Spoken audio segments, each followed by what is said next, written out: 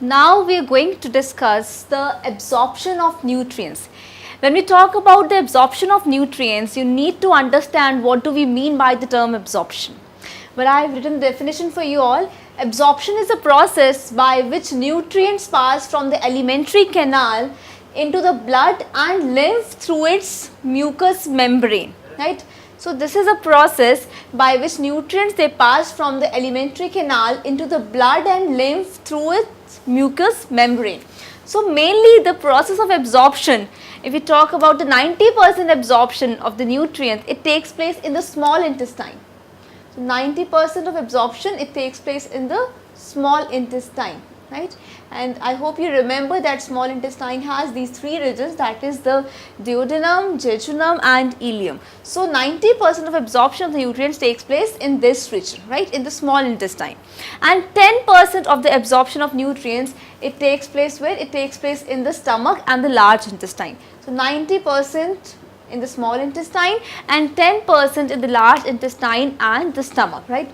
So what are the nutrients that are to be absorbed? They are amino acids, monosaccharides, fatty acids, glycerol, salts, vitamins and water. These are the nutrients that are absorbed. Now we will be basically discussing about the absorption of monosaccharides, amino acids, fatty acids and glycerol, water, salts, electrolytes, water soluble vitamins and the absorption of alcohol, right. So first of all, if you look at this diagram, you can actually make out, if we talk about the stomach, the absorption of water, alcohol, some monosaccharides, some drugs and some salts takes place in the stomach. So you can also make out over here, if you talk about the absorption of monosaccharides, I mean to say about glucose, galactose, fructose, right. So these monosaccharides, they are actually absorbed where? You can see in the stomach, and most of the monosaccharides, they are absorbed in the jejunum part of the small intestine, right. So some monosaccharides, they are absorbed in the stomach, while most of the monosaccharides, they are absorbed in the jejunum, right. Then the absorption of galactose is faster as compared to glucose, just a difference of a few seconds you can say. So these monosaccharides, they are absorbed in stomach to some extent and mainly in the jejunum part of the small intestine. Moving on to the absorption of amino acids, so look at this diagram again. When we talk about amino acids, these amino acids, they are absorbed in the duodenum part of the small intestine. So most of the amino acids, they are absorbed in the duodenum part of the small intestine, but jejunum part also absorbs some of the other amino acids that are remaining. So as a whole, again the small intestine is participating in the absorption of amino acids, the duodenum part and the jejunum part, right.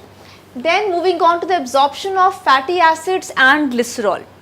When you talk about fatty acids and glycerol, you need to remember that fatty acids and glycerol, they are insoluble in water. When I mean to say that if they are insoluble in water, means they need to make some structures that actually are easy, right, which can be absorbed. So if you talk about fatty acids and glycerols, just look at this diagram again. Here fatty acids and glycerol, they are absorbed in what? The jejunum part of the small intestine, right. You can see fatty acids and glycerol, they are absorbed in the jejunum part of the small intestine. Now when we talk about their absorption, as they are water insoluble, there need to be some structures, you know, by which it's easy that they are absorbed, right. So we have the formation of micelles. Now micelles are the structure that are helping these fatty acid and glycerol to be absorbed. After these micelles is what? It is an aggregation of these molecules, right. So the aggregation of the molecules, they form micelles, and after this micelles we have chylomicrons.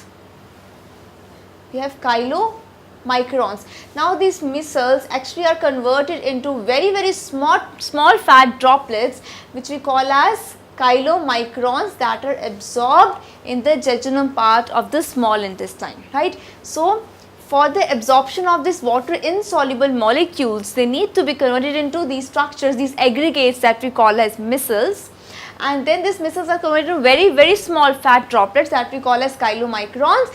This is how, in the form of these chylomicrons, the fatty acids and glycerol, they are absorbed in the jejunum part of the small intestine. Then absorption of water, salt, electrolytes, water soluble vitamins and alcohol. As you can see in this image again, if we talk about the absorption of water, alcohol, some drugs, some salts, it takes place in the stomach. It takes place in the stomach, plus the absorption of you can say water, it also takes place in the large intestine. So, to more extent this is absorbed in the large intestine and the stomach, right. Then if you look at iron, calcium, it is absorbed where? In the duodenum region, right. Then the absorption of vitamins also primarily takes place here in the small intestine part, the jejunum part, as you can see, right. And in the ileum there is reabsorption of vitamin B12. Now vitamin B12 is reabsorbed in the presence of what? That is Cassell's intrinsic factor. It is Cassell's intrinsic factor. Now this Cassell's intrinsic factor, which you can also write as IF, this intrinsic factor is important for the reabsorption of vitamin B12 that takes place in the ileum part of the small intestine, in the ileum region of the small intestine, right. Then in the large intestine there is absorption of water, some minerals, largely it's sodium chloride, some drugs, vitamins, right, produced by bacteria. So in the large intestine mainly these are absorbed. So you can make out, if you talk about alcohol, then alcohol is primarily absorbed in the stomach. If you talk about vitamins, you can see that vitamins are absorbed in the jejunum part and some vitamins are there also absorbed in the large intestine. If you talk about vitamin B12, that is absorbed in ileum, but for its reabsorption, one important factor that is needed, it is what? It is Cassell's intrinsic factor. So this is an overview of how the absorption of nutrients takes place, right. You can actually remember this diagram for an easy understanding, so that you have a fair idea of the absorption of nutrients in the stomach, in the duodenum, jejunum, ileum and the large intestine. So just remember what is absorption, the process by which nutrients, they pass from the alimentary canal into the blood and lymph through its mucous membrane. When we talk about lymph, means we are talking about the lymphatic capillary, which we also call as lacteal. Lymph, from where the nutrients, they are entering into the lymph, they are entering through the lymphatic capillary, which we also call as lacteal. And when we talk about the absorption, means we are talking about the absorption of monosaccharides, amino acids, fatty acids and glycerol, absorption of water, salts, water soluble vitamins and alcohol. And where does this take place? You can just keep this diagram in mind, so that you can explain how it is taking place and where the absorption of different nutrients is taking place.